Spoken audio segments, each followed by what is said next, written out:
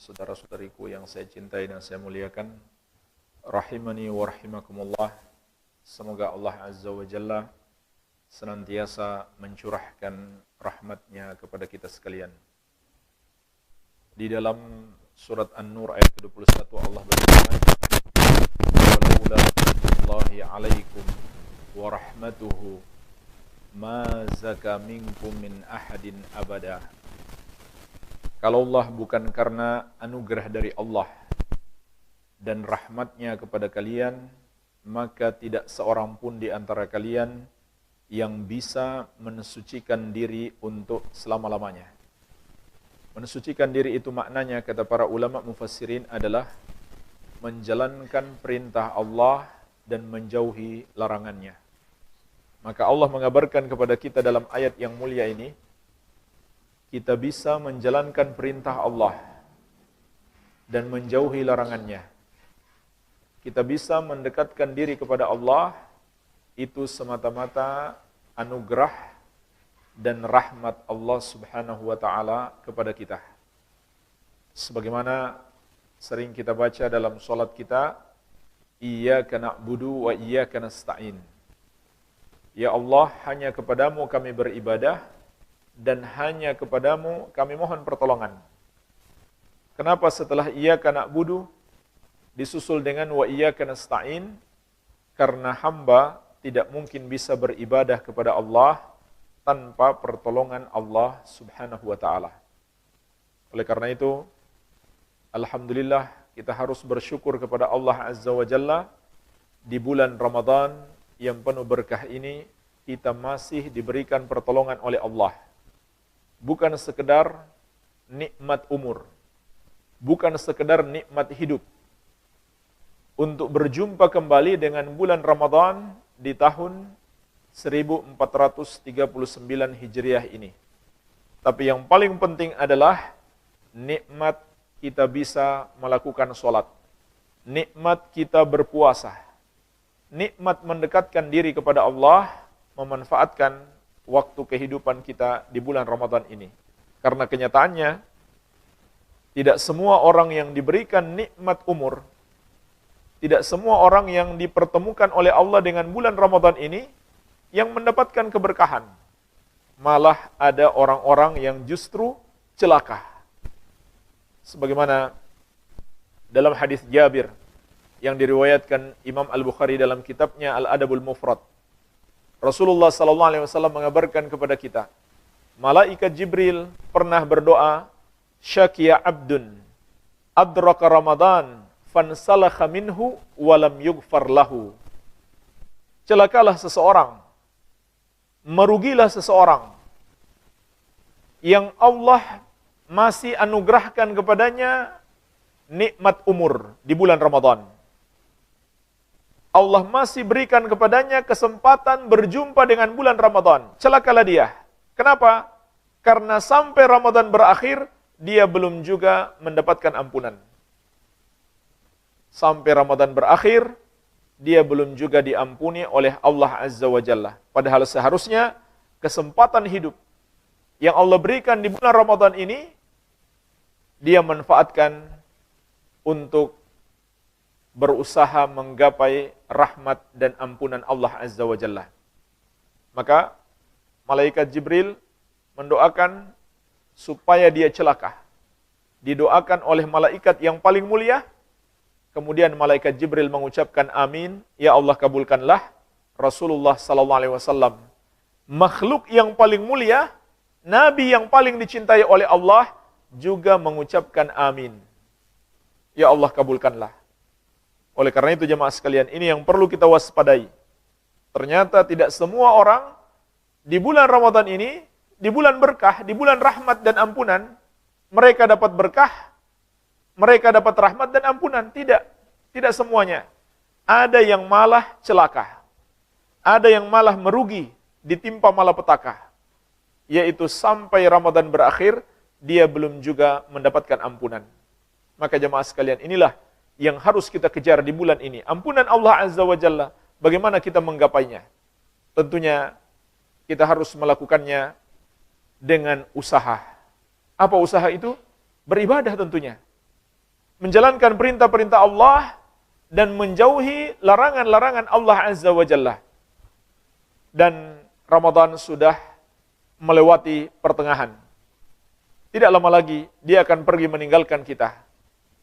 Oleh karena itu pada kesempatan ini kami ingin mengingatkan masih ada menanti kita 10 hari yang paling indah. 10 malam yang paling afdal di dalam setahun. Itulah 10 malam terakhir Ramadan. Kata Ummul Mukminin Aisyah radhiyallahu anha, sebagaimana diriwayatkan Imam Muslim, kana Rasulullah sallallahu alaihi wasallam yajtahidu fil ashril awakhir ma la yajtahidu fi ghairihi. Rasulullah sallallahu alaihi wasallam di 10 hari terakhir Ramadan bersemangat melakukan ibadah, melebihi semangat beliau pada hari-hari yang lain. Jadi jemaah sekalian, Nabi kita yang mulia Muhammad sallallahu alaihi wasallam memberikan petunjuk kepada kita.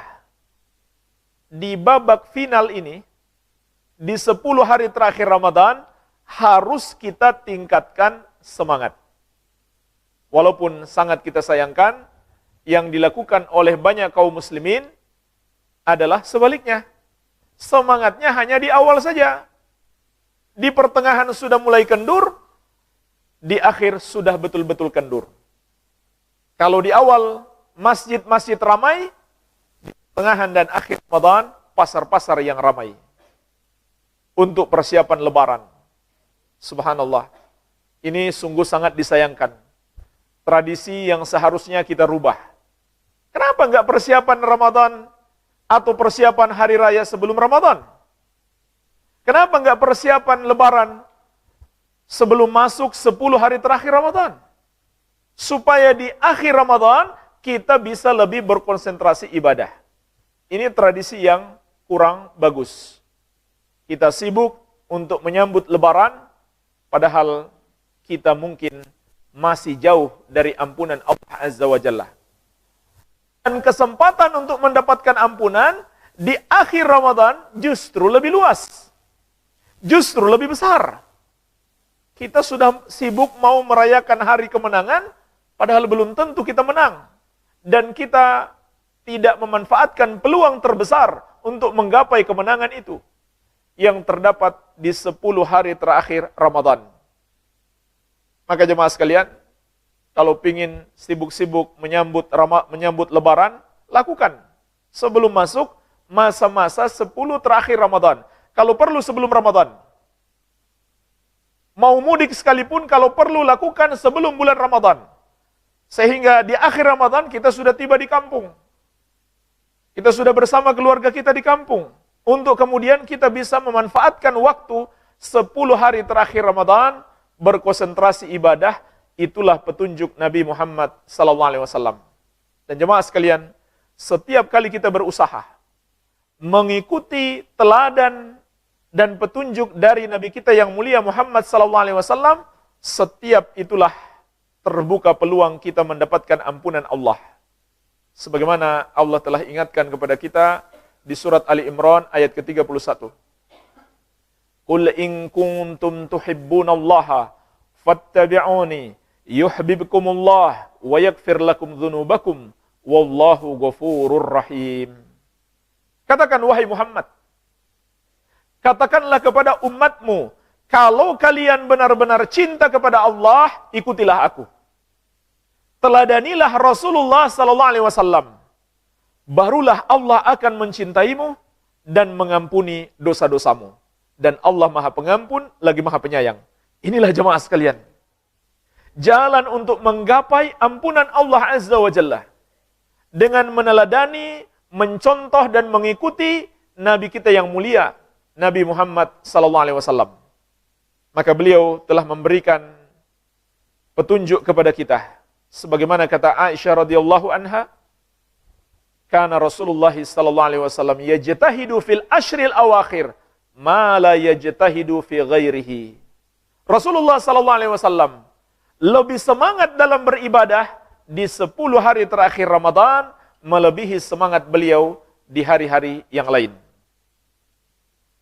Ibnu Abbas radhiyallahu anhu berkata, "Kana Rasulullah sallallahu alaihi wasallam ajwadun nas. Wa idza kana Ramadan wa ajwadu ma yakunu fi Ramadan." Kana Rasulullah sallallahu alaihi wasallam ajwadun nas wa ajwadu ma yakunu fi Ramadan. Bahwa Rasulullah sallallahu alaihi wasallam adalah orang yang paling semangat ibadah. Yang paling baik ibadahnya. Dan ketika masuk bulan Ramadan, ibadahnya semakin meningkat. Dan Aisyah radhiyallahu anha mengabarkan kepada kita, ketika masuk 10 hari terakhir Ramadan, ibadah beliau semakin meningkat. Ya. Jemaah sekalian, di antara rahasia besarnya, mengapa Rasulullah SAW meningkatkan ibadah di 10 hari terakhir Ramadan? Karena di 10 malam terakhir Ramadan, di salah satu malamnya ada Lailatul Qadar. Ada Lailatul Qadar. Malam kemuliaan. Yang pahala di malam itu tidak main-main. Sebagaimana firman Allah dalam surat Al-Qadar. Lailatul Qadri khairum min alfi syahr. Lailatul Qadar, malam kemuliaan itu, lebih baik daripada 1000 bulan. Lebih baik daripada 1000 bulan. Maksudnya 1000 bulan tanpa Lailatul Qadar. Maka satu malam itu nilainya lebih baik daripada 1000 bulan. Apa maknanya jemaah sekalian? Maknanya semua amal ibadah yang dilakukan di malam itu lebih baik daripada amalan yang dilakukan selama 1000 bulan. 1000 bulan tanpa henti. 1000 bulan tanpa tidur. 1000 bulan tanpa capek. Seandainya kita beramal 1000 bulan tanpa henti, tanpa tidur, tanpa capek, maka beribadah di malam Lailatul Qadar lebih afdol. Kenapa bisa begitu jemaah sekalian? Itulah namanya anugerah Allah. Itulah namanya nikmat Allah, kasih sayang Allah yang Dia berikan kepada hamba-hambanya. Karena kita semua menyadari kita di dunia ini banyak berbuat dosa. Padahal hidup kita singkat. Rata-rata kita nggak sampai 83 tahun. Dan Nabi Muhammad SAW pun telah mengabarkan kepada kita, umur umatku 60-70 tahun. Kebanyakan. Yang lewat dari itu sedikit. Kebanyakan umur umat beliau 60-70 tahun. Dan ternyata jemaah sekalian, kita pun semuanya menyadari, umur kita mungkin lebih banyak berbuat dosa. Atau paling tidak, perbuatan sia-sia, nggak ada manfaatnya. Walaupun nggak dosa, tapi juga tidak mendapatkan pahala. Itulah kenyataan. Sementara nikmat yang Allah berikan kepada kita sangat banyak. Tidak terhitung, nggak sanggup kita hitung. Wa in ta'uddu ni'matallahi la tuhsuha. Kalau kalian mencoba untuk menghitung nikmat Allah, kalian tidak sanggup menghitungnya. Dan kesyukuran kita terhadap nikmat itu sungguh sangat sedikit. Sampai-sampai kata para ulama, seandainya Allah mengazab semua hambanya, baik hambanya yang kafir, hambanya yang pendosa, maupun hambanya yang rajin ibadah, hambanya yang beriman, maka sebenarnya Allah tidak zalim.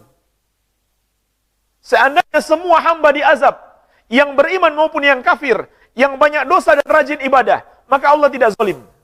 Kenapa?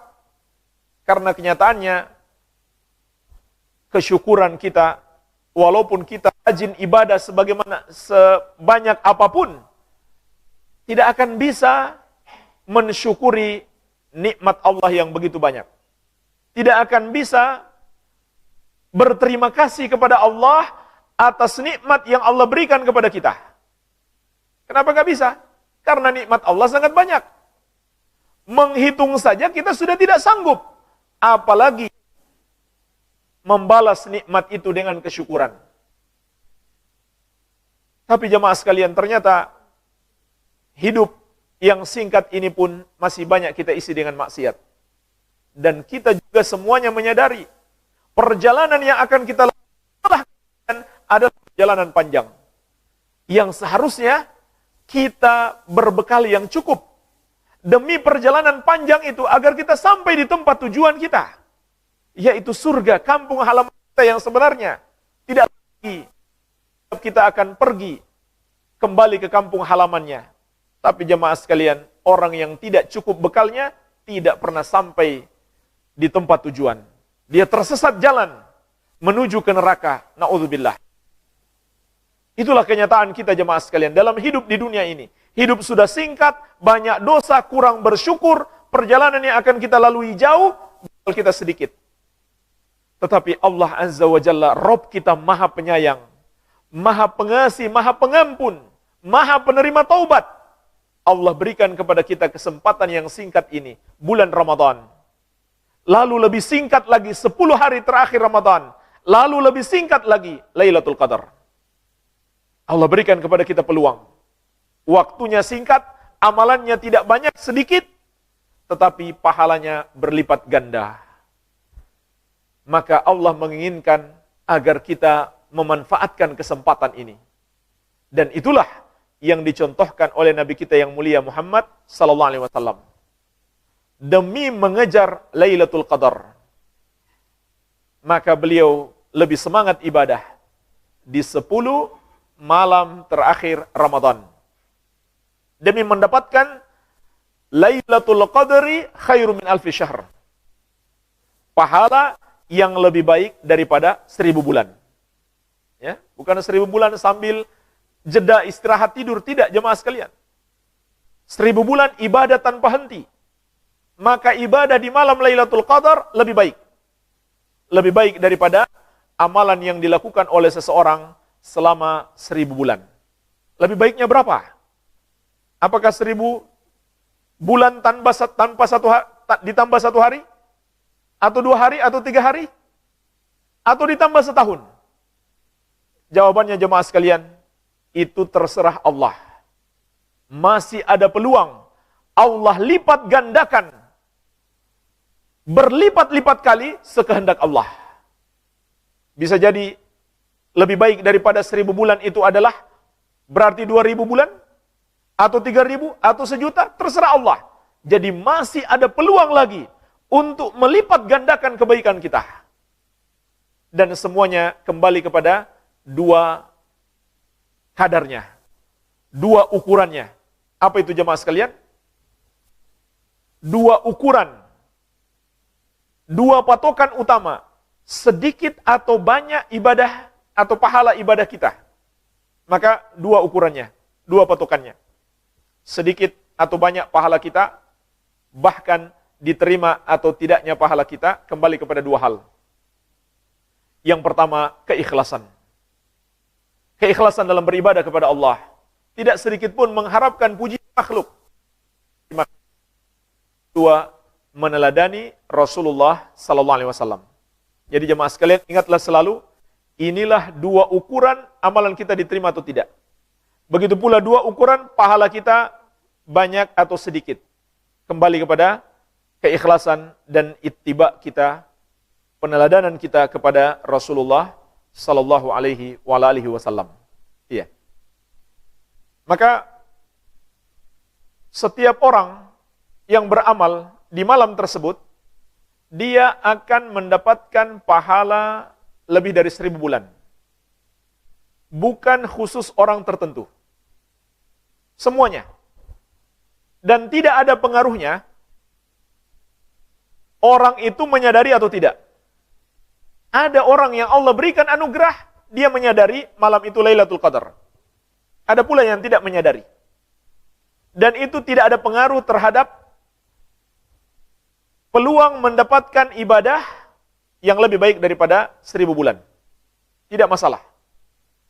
Ya. Tidak masalah.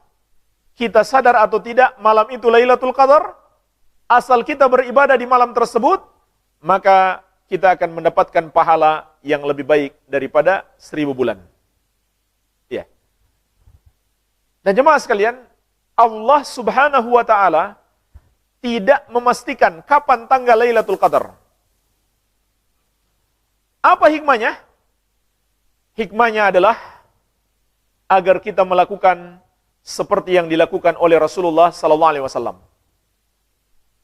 yaitu di 10 hari terakhir Ramadan beliau melakukan ibadah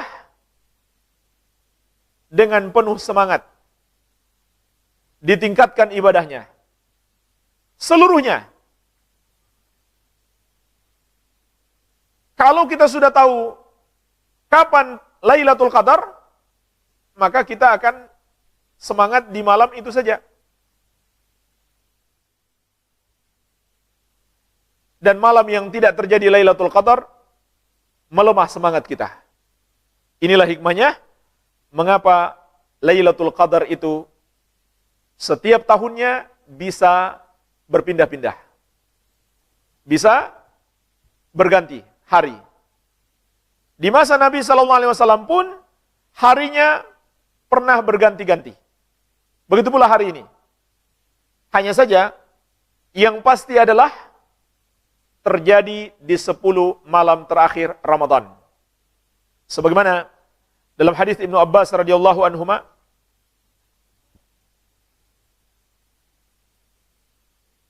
Rasulullah SAW bersabda, atau dalam hadis Aisyah radhiyallahu anha yang diriwayatkan Al-Bukhari dan Muslim, kata Nabi SAW, taharrau Lailatul Qadri fil ashril awakhir min Ramadan. Carilah Lailatul Qadar itu di 10 malam terakhir Ramadan. Kenapa nggak ditetapkan saja tanggalnya? Agar kita semangat di seluruh 10 malam ini. Tidak hanya memilih-milih Lailatul Qadar. Sampai-sampai kata Ibnu Mas'ud radhiyallahu anhu, barang siapa yang beribadah setiap malam sepanjang tahun, dia pasti ketemu Lailatul Qadar. Artinya sahabat memahami, bahkan seharusnya kita semangat ibadah bukan hanya di 10 hari terakhir Ramadan. Sampai seperti itu pemahaman sahabat. Harusnya kita berusaha memanfaatkan waktu, umur dalam hidup kita untuk memperbanyak ibadah. Tapi paling tidak jemaah sekalian, 10 hari terakhir Ramadan jangan sampai disia-siakan. Terutama di waktu malamnya. Terutama di waktu malamnya. Waktu siang juga kita berusaha. Sebagaimana Imam Syafi'i rahimahullahu ta'ala mengatakan, dianjurkan juga memperbanyak ibadah di waktu siang sebagaimana di waktu malam. Tapi yang lebih ditekankan adalah di waktu malam.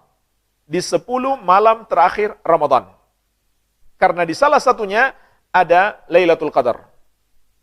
Memang ada hadis Lailatul Qadar lebih tepatnya di malam ganjil.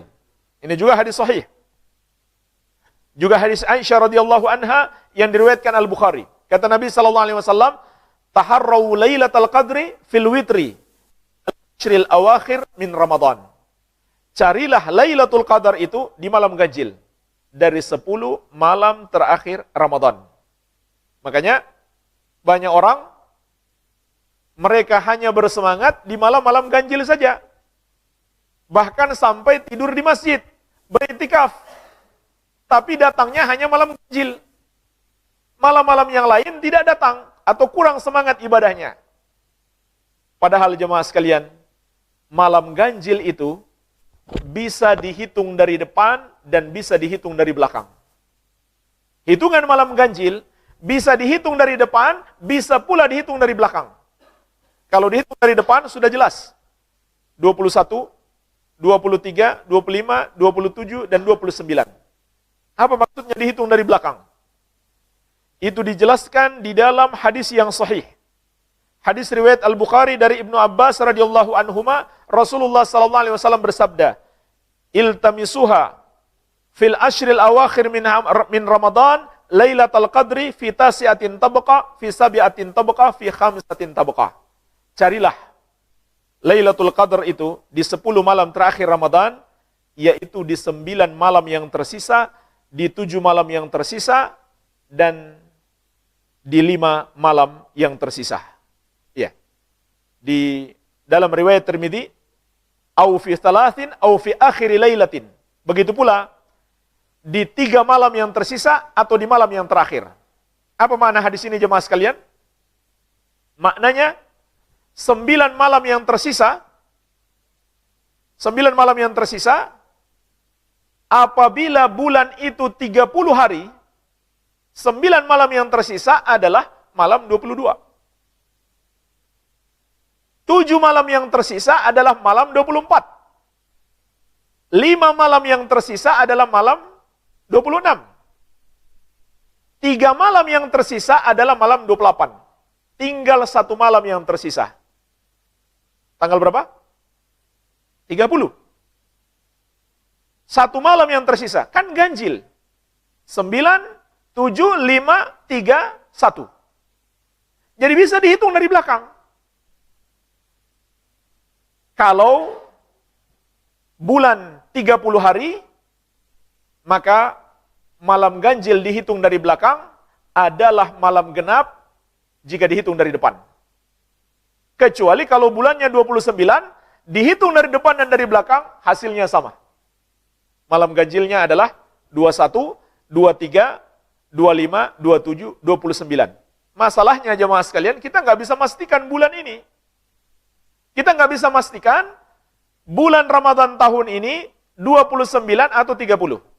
Kalau ada yang bisa memastikan dari jauh-jauh hari, dia pasti menggunakan metode yang salah. Yang tidak dicontohkan oleh Nabi sallallahu alaihi wasallam. Yang dicontohkan oleh Nabi sallallahu alaihi wasallam hanya ada 2 metode.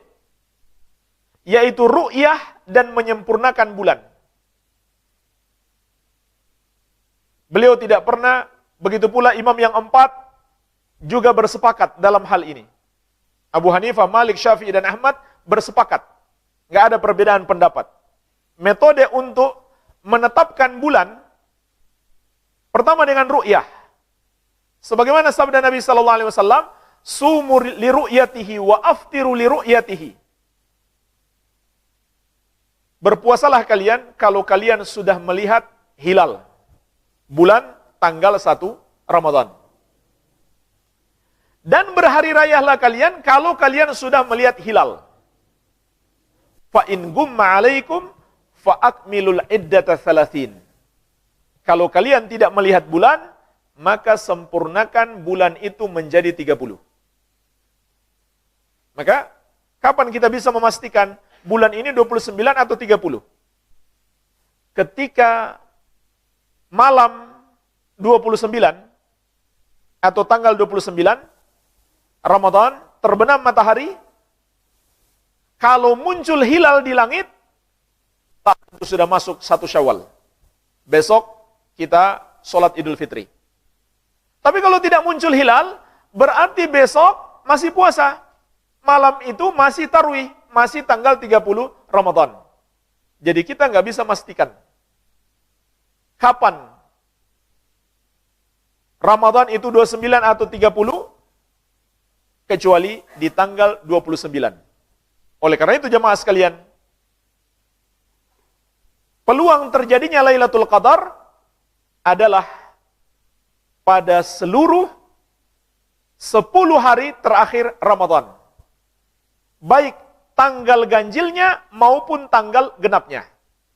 Maka merugilah orang yang hanya bersemangat di malam-malam ganjil, padahal bisa jadi Lailatul Qadar terjadi di malam-malam genap. Ya. Tapi mungkin kita bisa berpatokan dengan tanda-tanda untuk meyakinkan kita malam itu Lailatul Qadar. Maka dalam sejumlah hadis telah disebutkan tanda-tanda Lailatul Qadar. Telah disebutkan tanda-tanda Lailatul Qadar. Di antaranya disebutkan dalam hadis sahih, pada malam itu bulan cahayanya sangat terang. Bulan cahayanya sangat terang. Tapi jemaah sekalian, di hadis lain dikatakan malam itu hujan. Malam itu mendung dan hujan. Artinya bulan gak ada. Iya. Juga disebutkan dalam hadis, malam itu dalam keadaan sangat tenang. Tidak panas dan tidak dingin. Dan para ulama mengatakan, semua tanda-tanda ini masih bersifat relatif. Bisa iya, bisa tidak. Artinya ini hanya tanda, bukan sebuah kepastian. Namun kata para ulama, ada satu tanda yang paling jelas, yang paling kuat. Disebutkan dalam hadis Ubay bin Ka'ab radhiyallahu anhu. Kata Ubay, ini dah langsung dari Nabi sallallahu alaihi wasallam. Beliau yang mengatakannya, bahwa di pagi hari bulan atau matahari di pagi hari itu akan terbit dalam keadaan redup cahayanya. Cahayanya redup. Tidak bersinar menyilaukan seperti biasanya. Redup cahaya matahari di pagi hari tersebut apabila malamnya Lailatul Qadar. Dikatakan oleh para ulama, inilah tanda Lailatul Qadar yang paling kuat.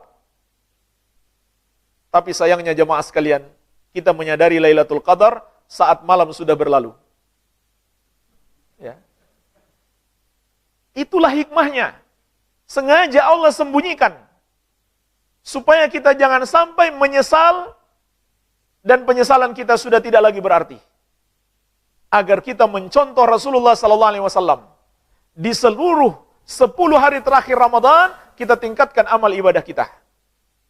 Mudah-mudahan salah satunya kita berjumpa dengan Lailatul Qadar. Iya. Nah, jemaah sekalian, amal ibadah apa saja yang dianjurkan di malam Lailatul Qadar? Jawabannya adalah semua amal ibadah. Begitu pula di 10 hari terakhir Ramadan. Semua amal ibadah. Tetapi yang lebih ditekankan adalah, yang lebih banyak hendaklah kita lakukan adalah amal ibadah yang sifatnya pribadi antara kita dengan Allah. Amal ibadah yang sifatnya pribadi antara kita dengan Allah Azza wa Jalla. Seperti berzikir kepada Allah, membaca Al-Quranul Karim, memohon ampun, bertobat kepada Allah. Begitu pula melakukan sholat malam. Dan ini termasuk yang sangat ditekankan, melakukan sholat malam. Rasulullah SAW bersabda, "Man qama lailatal qadri imanan wahtisaban, ghufira lahu ma taqaddama min dzambi."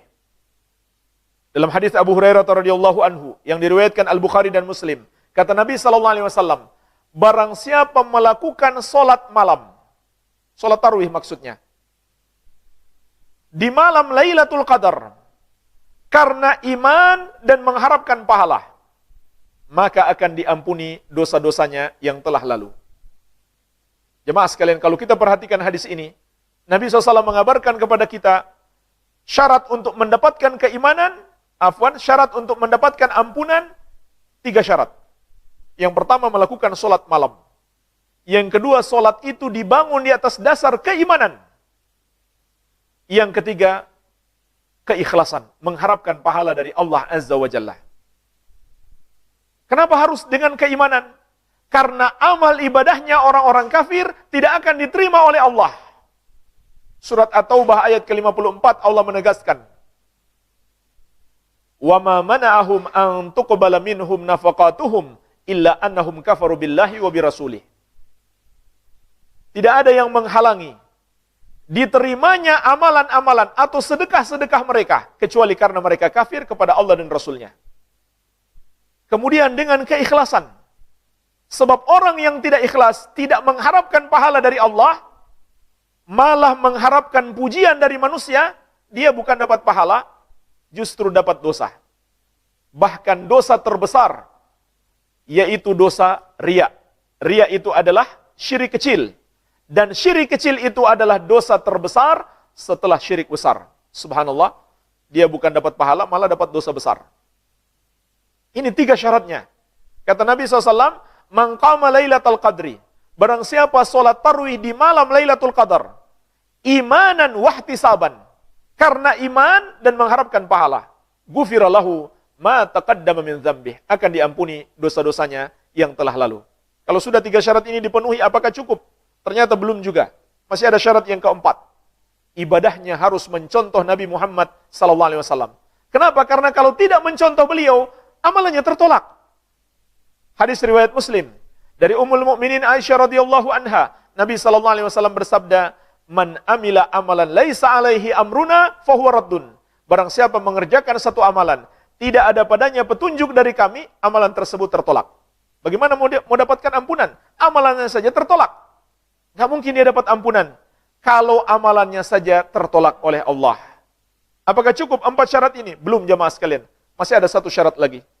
Dijelaskan dalam hadis riwayat Muslim dari Abu Hurairah radhiyallahu anhu, Rasulullah sallallahu alaihi wasallam bersabda, "As-salawatul khams wal jum'atu ilal jum'ah wa ramadan ila ramadan mukaffiratun lima bainahunna idza jutunibatil kabair." Salat yang 5 waktu. Salat Jumat sampai Jumat berikutnya. Ramadan sampai Ramadan tahun berikutnya adalah amalan-amalan penghapus dosa yang dilakukan seorang hamba di antara waktu-waktu tersebut, tapi dengan syarat. Apa syaratnya? Idza jutunibatil kabair. Apabila dosa-dosa besar dijauhi. Kalau seseorang masih melakukan dosa besar di malam itu, ataupun di bulan Ramadan ini, dia tidak akan dapatkan ampunan. Karena Nabi SAW mengabarkan kepada kita, syarat mendapatkan ampunan apabila dosa-dosa besar dijauhi. Bagaimana cara menjauhi dosa besar? Caranya ada 2. Yang belum kita lakukan, jangan kita lakukan. Yang sudah terlanjur kita lakukan, harus taubat. Selama kita belum bertobat, maka Allah tidak akan mengampuni kita. Harus bertobat darinya. Karena Nabi SAW mengatakan, syarat diampuni dosa-dosanya dengan amalan-amalan tersebut, dia harus menjauhi dosa-dosa besar. Dan kita semuanya memahami bahwa bertobat itu kewajiban sepanjang hayat kita. Tetapi bulan Ramadan tidak diragukan lagi adalah momen yang sangat indah untuk kita bertobat kepada Allah Azza wa Jalla. Ya. Begitu pula jemaah sekalian, termasuk amalan yang sangat penting agar kita lebih fokus ibadah dan agar kita bisa menggapai Lailatul Qadar. Seperti yang diajarkan Nabi sallallahu alaihi wasallam kepada kita adalah beliau melakukan iktikaf. Dalam hadis Bukhari dan Muslim dari Ummul Mukminin Aisyah radhiyallahu anha, beliau mengatakan, "Anna Nabiyya sallallahu alaihi wasallam kana ya'takiful ashral awakhir min Ramadan hatta tawaffahu Allah, thumma takafa azwajuhu min ba'di." Bahwasanya Nabi Muhammad sallallahu alaihi wasallam beriktikaf di 10 hari terakhir Ramadan sampai Allah mewafatkan beliau. Kemudian para istri beliau masih beriktikaf sepeninggal beliau. Inilah jemaah sekalian, termasuk amalan yang sangat dianjurkan di 10 hari terakhir Ramadan. Beriktikaf. Melakukan iktikaf. Apa itu iktikaf jemaah sekalian? Iktikaf itu artinya berdiam diri di masjid, tinggal di masjid, untuk fokus beribadah, dan putuskan semua interaksi dengan makhluk. Putuskan, kecuali yang memang nggak bisa dihindari. Kalau masih bisa dihindari, masih bisa ditunda, nanti setelah berakhir Ramadan. 10 hari penuh, fokus ibadah kepada Allah Azza wa Jalla. Disebutkan dalam kitab As-Siyamu fil Islam,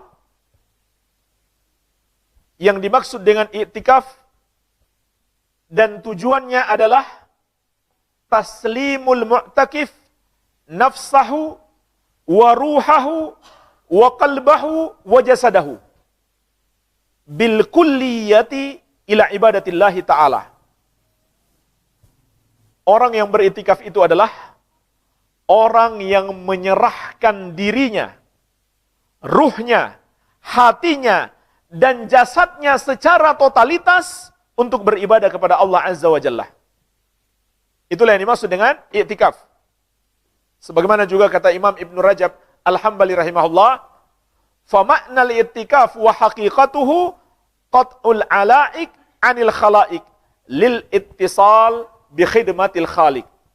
Makna iktikaf dan hakikatnya adalah memutuskan semua interaksi dengan makhluk demi berkonsentrasi ibadah kepada Allah Sang Pencipta. Itulah jemaah sekalian arti iktikaf. Jadi nggak ada gunanya orang iktikaf, tapi tangannya di HP terus.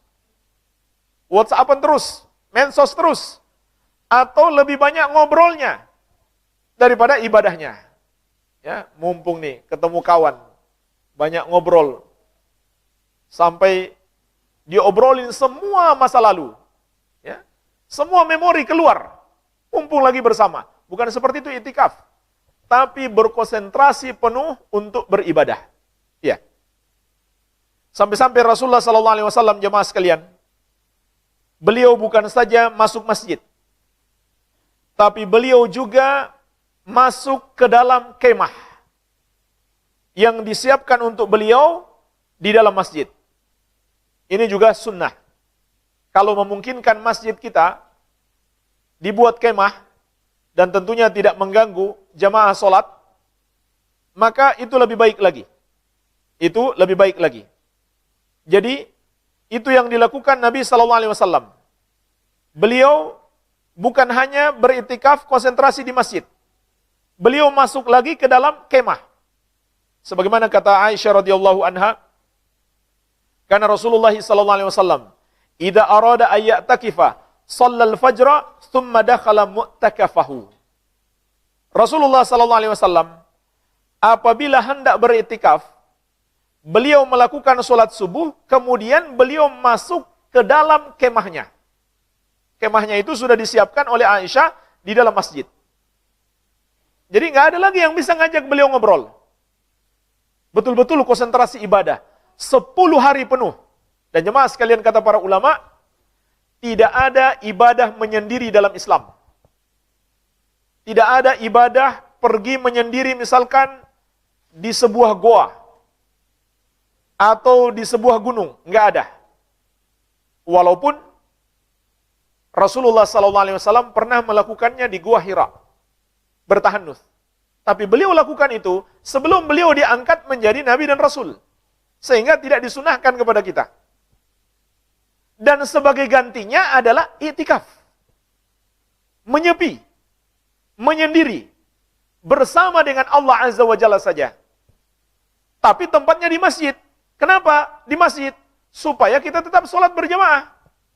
Makanya Ibnu Abbas radhiyallahu anhu pernah ditanya, apa pendapatmu tentang orang yang menyendiri, tinggal menjauh dari masyarakat, di daerah terpencil, menjauh dari masyarakat, demi berkonsentrasi ibadah.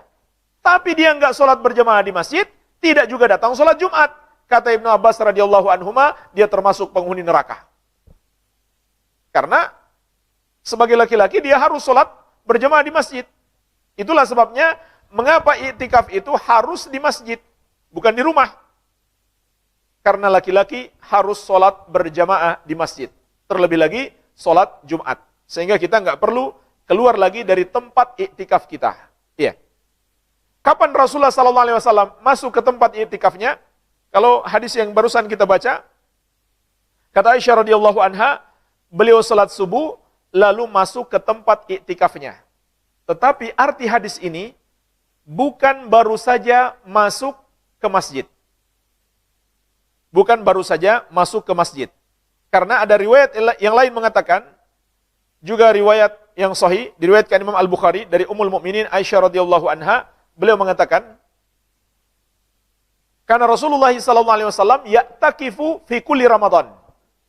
Rasulullah SAW beriktikaf di setiap bulan Ramadan.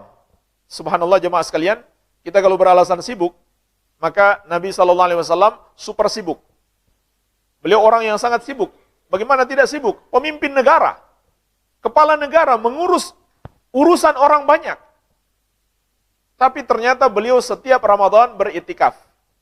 Kalau kita bisa cuti untuk liburan jalan-jalan, kenapa nggak cuti untuk iktikaf? Sekalian kalau mau jalan-jalan, iktikaf di Masjidil Haram. Lebih besar lagi pahalanya. Malam Lailatul Qadar dikalikan pahala 1000 bulan, ditambah lagi dengan 100.000. Ya, satu solat di Masjidil Haram dilipat gandakan menjadi 100.000 kali.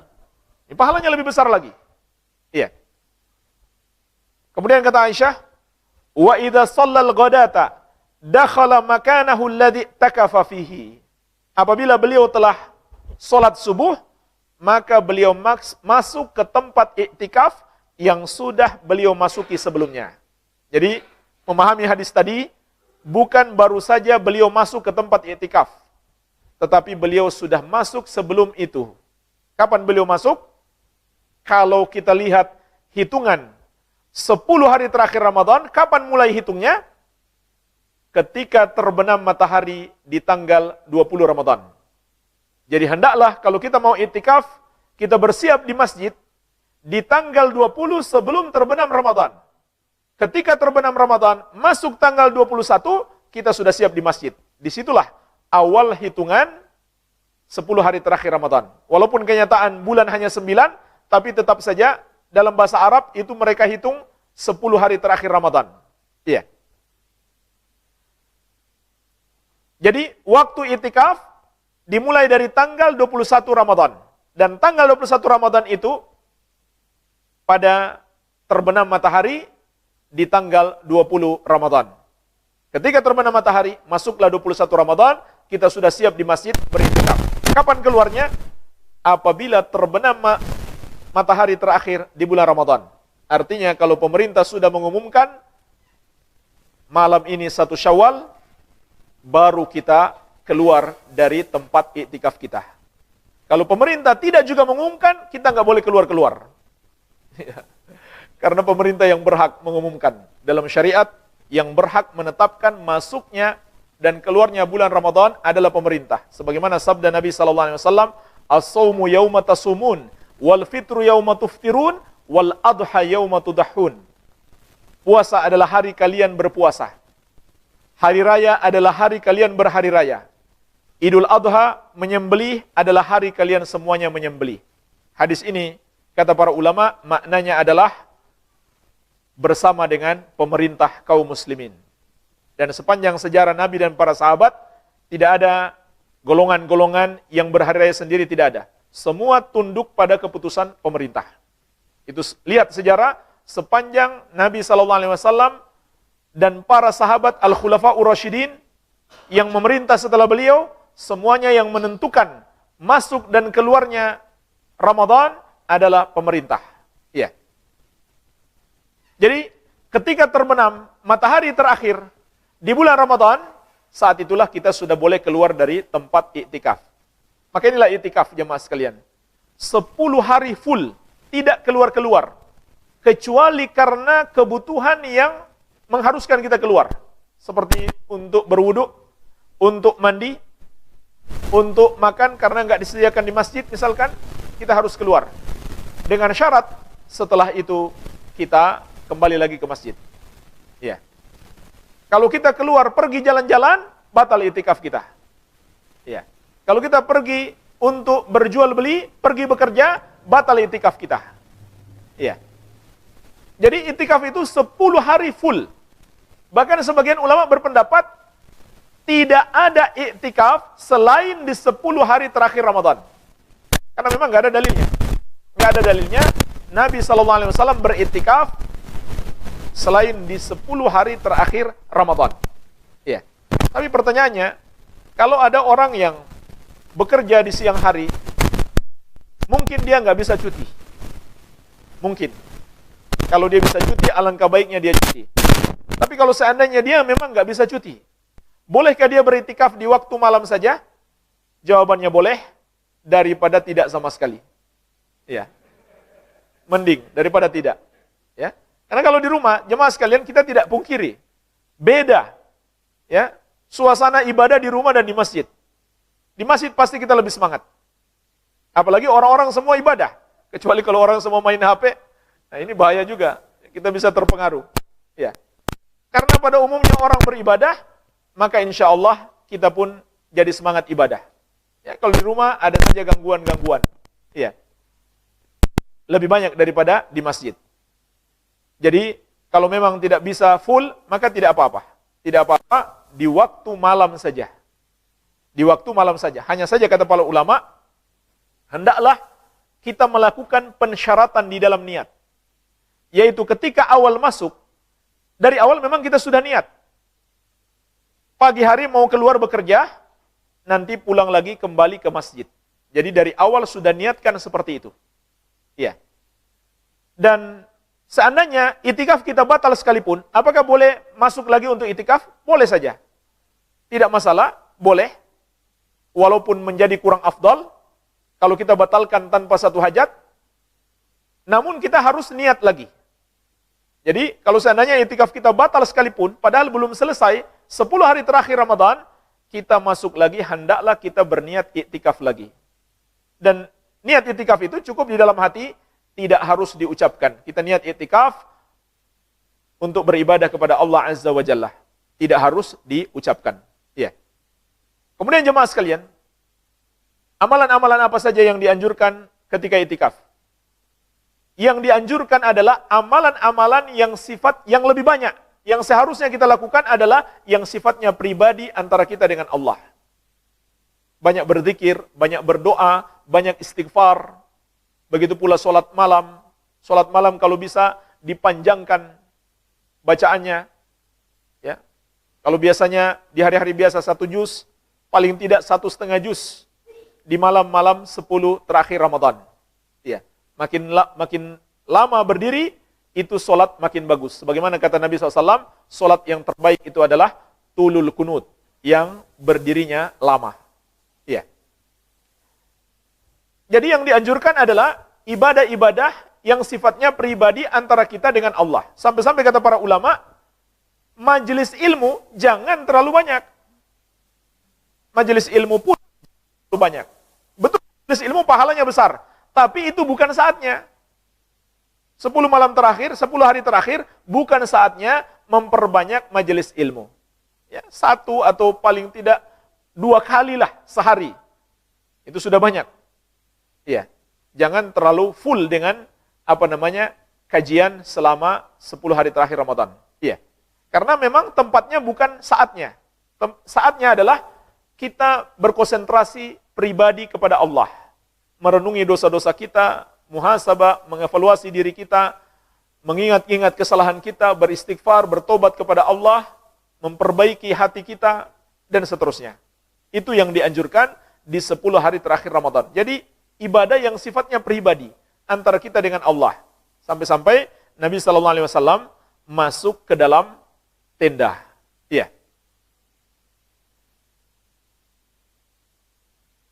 Kemudian jemaah sekalian, ada satu doa khusus yang diajarkan Nabi SAW kepada Aisyah radhiyallahu anha dan juga tentunya kepada kita semuanya, yang hendaklah kita baca apabila kita menyadari itu malam Lailatul Qadar. Hadis ini diriwayatkan Imam Ahmad, At-Tirmidzi dan yang lainnya. Aisyah radhiyallahu anha bertanya kepada Nabi sallallahu alaihi wasallam, "Ya Rasulullah, ara'aita in wafaqtu Lailatul Qadri ma ad'u?" Wahai Rasulullah, apabila aku berjumpa dengan Lailatul Qadar, apa yang harus aku baca? Qala taqulin, kata Nabi SAW, hendaklah engkau membaca Allahumma innaka afuwun tuhibbul afwa fa'fu anni. Ya Allah, sesungguhnya engkau maha pemaaf, mencintai pemaafan, maka maafkanlah aku. Inilah jemaah sekalian doanya. Doa malam Lailatul Qadar. Ada sebuah riwayat dengan tambahan karimun. Allahumma innaka afuwun karimun tuhibbul afwa fa'fu anni. Tetapi tambahan karimun ini hadisnya dhaif. Hadisnya lemah, maka sepatutnya tidak diamalkan. Iya. Jadi cukup baca Allahumma innaka afuwun tuhibbul afwa fa'fu anni.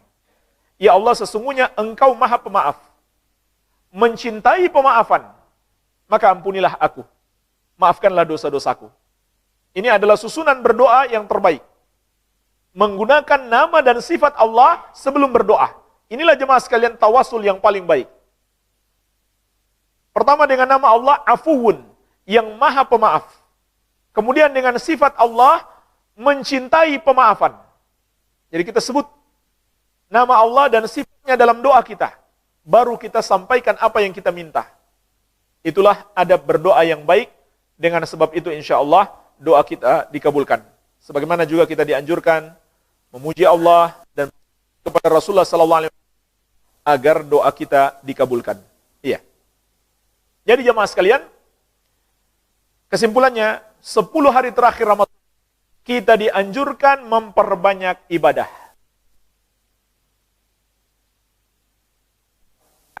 Ibadah yang pribadi dengan Allah Azza wa Jalla. Itu yang lebih diperbanyak. Bukan berarti ibadah yang lain tidak, bukan seperti membantu orang yang sedang kesusahan atau bersedekah. Begitu pula tentu yang wajib, zakat fitri di akhir Ramadan harus kita lakukan. Cuman yang kita katakan di sini adalah yang lebih diperbanyak adalah ibadah yang sifatnya pribadi antara kita dengan Allah Azza wa Jalla. Iya. Jemaah sekalian, mungkin sebagai penutup ada sebuah nasihat yang dikatakan oleh Imam Ibnu Rajab Al-Hambali rahimahullahu ta'ala. Nasihat beliau menjelang akhir Ramadan. Beliau mengatakan, Ibadallah, inna syahra Ramadan qad azama 'ala ar-rahil wa lam yabqa minhu illa al-qalil. Wahai hamba Allah, sesungguhnya bulan Ramadan sudah bertekad untuk pergi meninggalkan kita. Dan tidak tersisa waktunya kecuali sedikit.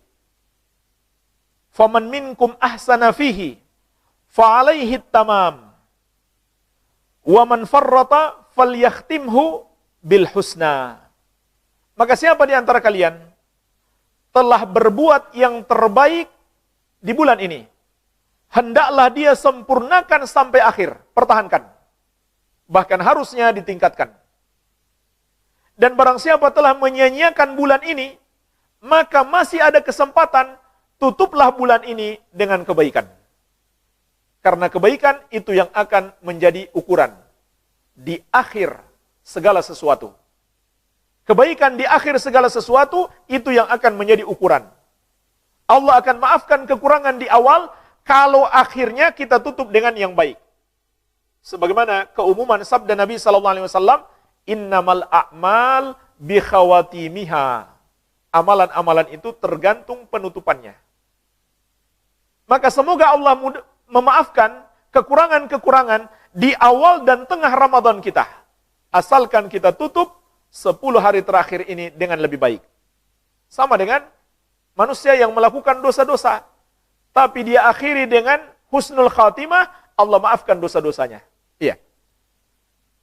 Beliau juga berkata, kaifa la tajri lil mu'min ala firaqihi dumu' wa huwa la yadri hal baqiya lahu fi umrihi ilaihi ruju'. Bagaimana mungkin air mata seorang mukmin tidak menetes tatkala berpisah dengan bulan Ramadan, sedangkan dia tidak tahu apakah masih ada sisa umurnya untuk berjumpa lagi dengan bulan Ramadan di tahun yang akan datang. Inilah jemaah sekalian yang bisa saya sampaikan. Semoga bermanfaat, menjadi motivasi bagi kita semuanya untuk lebih bersemangat dalam beribadah kepada Allah Azza wa Jalla. Bukan hanya di bulan Ramadan ini, bukan pula hanya di 10 hari terakhir Ramadan, tapi sampai kita berpisah dengan kehidupan dunia ini. Barangkali sebelum kita tutup, ada yang perlu ditanyakan, saya persilahkan.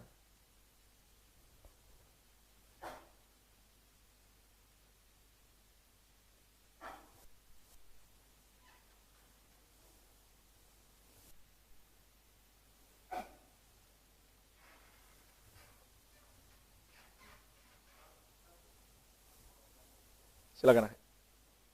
Assalamualaikum warahmatullahi wabarakatuh.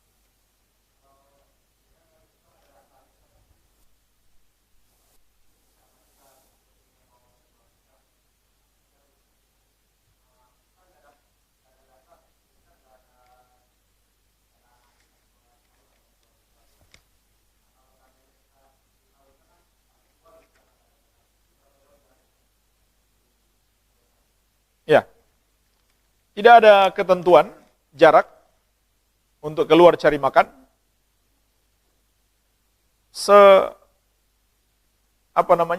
Sebutuh kita saja.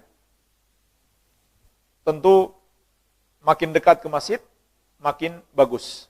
Ya, karena kalau makin jauh, nanti berkurang waktu kita untuk berkonsentrasi ibadah. Akan tetapi dalam syariat, tidak ada ketentuan berapa jauh meninggalkan masjid demi cari makan. Ya. Bagaimana iktikafnya wanita yang sedang haid? Para ulama berbeda pendapat tentang hukum wanita haid masuk masjid. Pendapat yang paling kuat insya Allah, boleh wanita haid masuk masjid dengan syarat dia menjaga jangan sampai kotoran darah haid itu jatuh ke masjid. Karena tidak ada dalil yang tegas dan sahih yang melarang wanita haid masuk masjid. Bahkan di masa Nabi sallallahu alaihi wasallam ada seorang wanita hitam yang sering kali berada di masjid, membersihkan masjid, dan tentu dia sebagai wanita dia kena haid. Ya.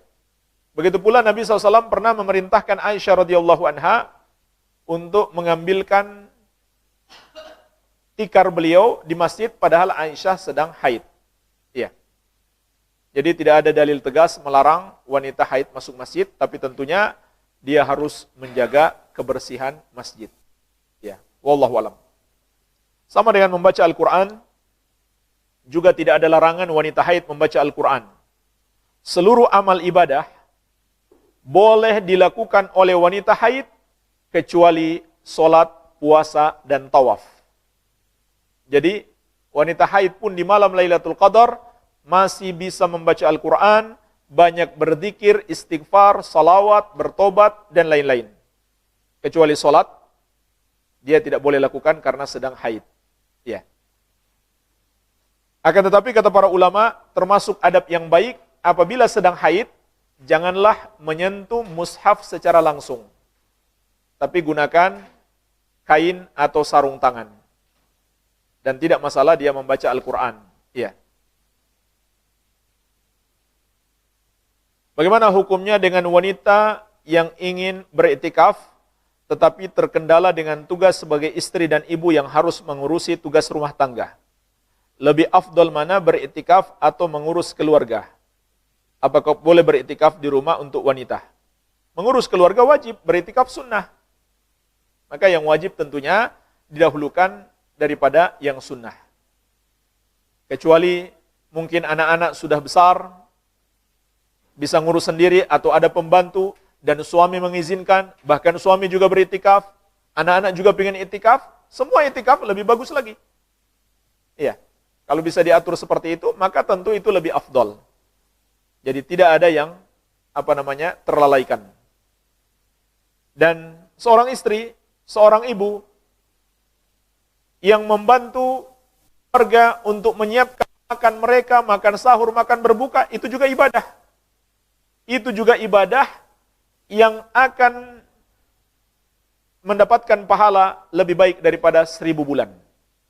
Semua amal ibadah apapun, walau maghrib dan isya.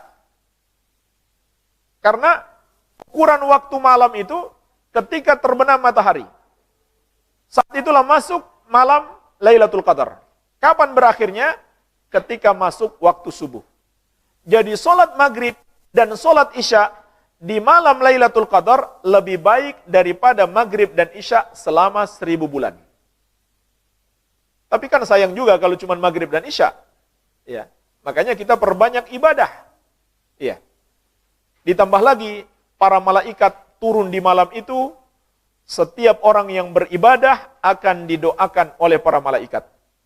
Dimohonkan ampun untuk para malaikat. Nabi SAW mengatakan, Innal malaikata tilkal laylah akthar min adadil hasa. Dalam hadis riwayat Ahmad dari Abu Hurairah radhiyallahu anhu, kata Nabi SAW, sesungguhnya para malaikat di malam Al-Qadar tersebut di Lailatul Qadar lebih banyak daripada jumlah kerikil-kerikil yang ada di muka bumi ini. Ya, kalau kerikil di muka bumi ini kurang lebih ada 1 triliun, malaikat lebih banyak daripada itu. Dan itulah sebabnya kata para ulama, mengapa matahari terbit di pagi hari dalam keadaan redup. Karena saking banyaknya malaikat pulang kembali ke langit. Matahari pun terhalang sinarnya sehingga redup. Itu kata sebagian ulama, wallahu alam. Iya. Jadi bergembiralah para ibu, para istri, itu juga ibadah. Membantu memasak untuk suami dan anak-anak itu juga ibadah yang sangat agung. Iya. Bagaimana ibadah untuk Lailatul Qadar bagi seorang janda? Bolehkah iktikaf di masjid ditemani oleh anak-anaknya? Tidak masalah. Tidak masalah. Wanita boleh iktikaf selama tidak memunculkan satu kemudaratan. Di antara mudarat adalah munculnya fitnah. Contoh fitnah itu ada pembicaraan yang tidak baik. Memunculkan pembicaraan yang tidak baik. Apalagi kalau masjidnya nggak ada hijabnya. Maka saat itulah iktikaf hanya mendatangkan mudarat. Lebih baik jangan iktikaf kalau begitu. Iya. Kalau bisa segera bagus.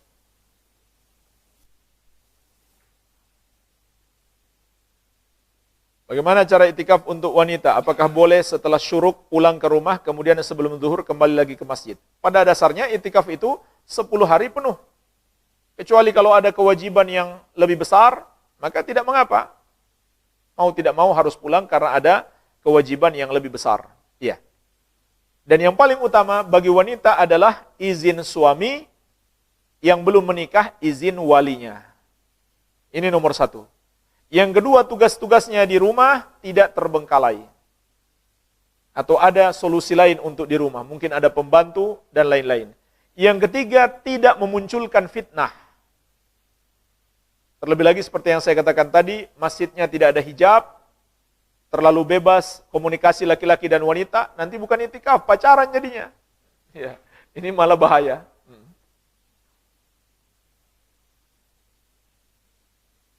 Bagaimana dengan sholat malam yang dilakukan secara berjamaah? Di malam Lailatul Qadar, yang biasa dilakukan di masjid-masjid, sedangkan kita tidak melakukan iktikaf.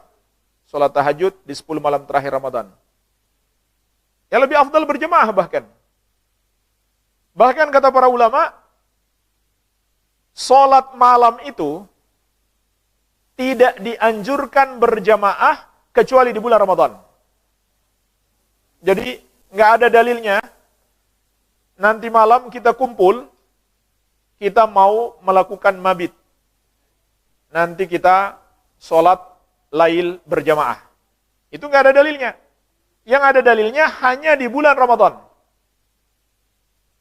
Betul, pernah lagi sholat diikuti oleh Ibnu Abbas. Pernah juga diikuti oleh Ibnu Mas'ud. Pernah juga diikuti oleh Hudzaifah. Dan mereka bertiga ini hampir-hampir lari. Ya, karena saking lamanya Nabi SAW sholat. Ya. Tetapi kata para ulama, itu karena sesuatu yang direncanakan. Hanya karena kebetulan mereka menginap di rumah Nabi SAW atau melihat di waktu malam Nabi SAW sholat, mereka gabung. Adapun untuk direncanakan kita ngumpul bersama, itu hanya berlaku di bulan Ramadan. Justru itu lebih afdal. Di bulan Ramadan, sholat tarawih berjamaah. Bahkan Nabi SAW mengatakan, Innahu man qama ma'al imam hatta yansarif, kutiba lahu qiyama lailatin. Barang siapa yang sholat malam bersama imam di bulan Ramadan, sampai imam selesai, dituliskan untuknya sholat semalam penuh. Jadi di samping pahala berjamaah, dapat juga pahala sholat semalam penuh. Dan tidak masalah, walaupun dia nggak iktikaf. Misalkan ada jamaah sesi 1. Ada juga jamaah sesi 2 yang mungkin lebih lama untuk orang-orang yang iktikaf. Yang tidak iktikaf, nggak apa-apa ikut gabung. Dia tahu jam 2 mereka sudah mulai sholat, baru dia datang. Nggak masalah. Ikut gabung untuk sholat. Iya. Dan juga tidak apa-apa, sudah sholat tarawih di sesi 1, mau lanjut lagi di sesi 2, nggak masalah. Kenapa? Karena Nabi SAW mengatakan, sholatul laili mathna mathna, fa idza khasya ahadukumus subh falyutir biwahidatin. Sholat malam itu 2 rakaat salam, 2 rakaat salam. Sampai apabila salah seorang dari kalian mengkhawatirkan masuknya waktu subuh, segera dia tutup dengan witir 1. Artinya apa? Hadis ini menunjukkan, sebagaimana kata Syekh Ibnu Baz rahimahullah, sholat malam itu tidak ada batasan. Tidak ada batasan rakaat.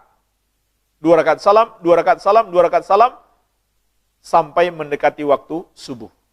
Ya. Jadi nggak apa-apa dibikin 2 sesi. Asalkan witirnya jangan lakukan 2 kali. Jadi kalau di sesi yang pertama kita sudah witir, sesi yang kedua, kalau imamnya witir lagi, kita jangan ikut witir. Ketika imam salam, kita berdiri untuk menyempurnakan. Supaya kita tidak witir. Jadi witir itu hanya 1 kali dalam 1 malam. La witrani fil lail, kata Nabi SAW, tidak boleh ada 2 witir dalam 1 malam. Ya. Wallahu alam. Nampaknya sudah tidak ada pertanyaan lagi. Karena sudah haus juga. Terakhir, Pak. Subhanallah.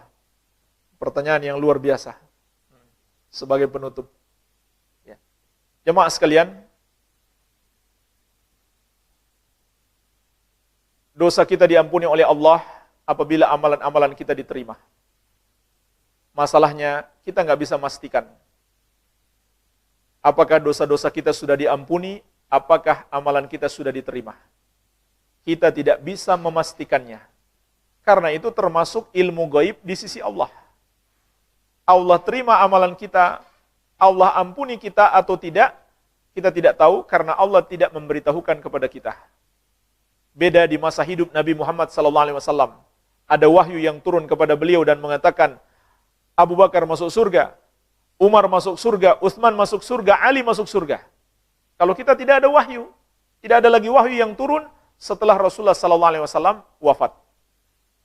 Maka kita nggak mungkin memastikan saya sudah diampuni oleh Allah Azza wa Jalla dan amalan saya sudah diterima.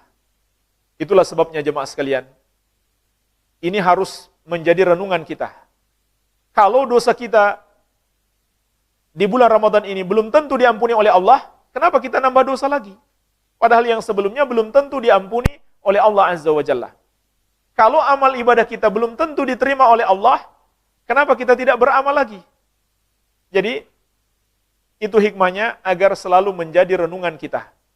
Dan agar tidak muncul dalam diri kita sifat ujub. Dan ini penyakit ahli ibadah.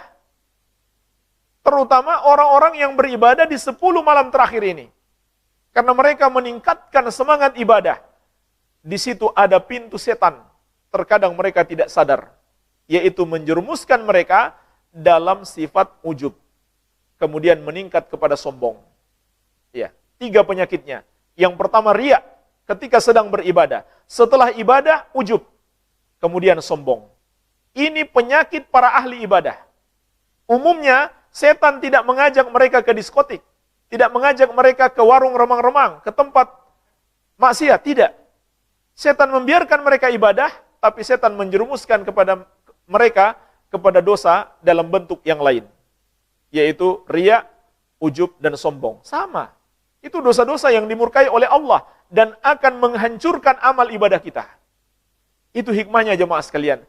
Kenapa kita nggak bisa memastikan amal ibadah kita sudah diterima atau tidak, kita sudah diampuni atau tidak, agar tidak muncul dalam diri kita ujub dan sombong.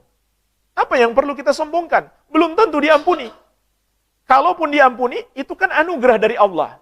Allah yang perlu kita muliakan, bukan diri kita yang perlu kita muliakan. Ya, itu hikmahnya jemaah sekalian. Akan tetapi para ulama mengatakan ada tanda. Walaupun itu bukan sebuah pemastian, tapi itu berita baik bagi kita. Tanda itu apabila ada, maka itu adalah tanda ibadah kita sudah diterima dan dosa kita sudah diampuni. Apa tanda itu?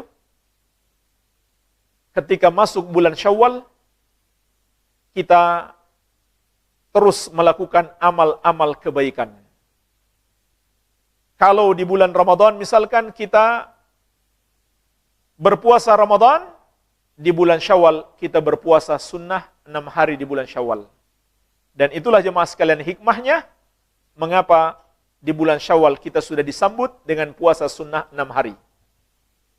Agar kebaikan di bulan Ramadan, ketika masuk bulan Syawal, berganti dengan kebaikan yang lain. Begitu pula, yang lebih utama lagi, solat 5 waktu masih kita pertahankan. Solat berjamaah di masjid masih kita pertahankan. Itulah kata para ulama, tanda amalan kita yang sebelumnya telah diterima oleh Allah. Yaitu kita diberikan hidayah oleh Allah untuk melakukan amalan baik setelah itu. Kenapa jemaah sekalian? Karena hidayah dari Allah untuk melakukan amalan baik setelahnya adalah balasan dari Allah terhadap amalan baik sebelumnya. Berarti amalan kita sebelumnya baik sehingga diterima oleh Allah. Buktinya apa? Allah berikan kita hidayah untuk melakukan amalan baik berikutnya.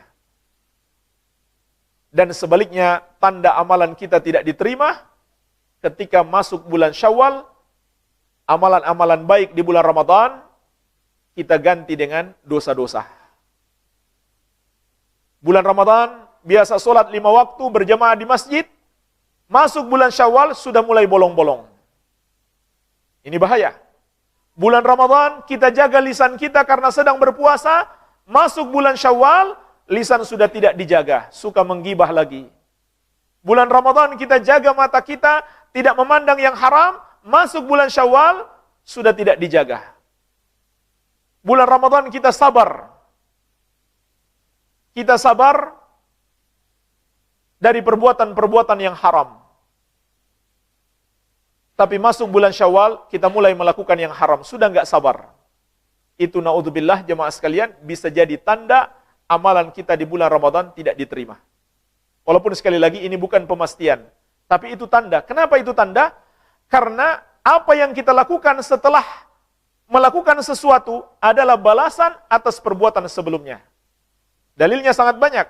Di antaranya dalam firman Allah Subhanahu wa taala. Fa amma man a'ta wa saddaqa bil husna fasanuyassiruhu fa amma man a'ta wattaqa wa saddaqa bil husna fasanuyassiruhu lil yusra.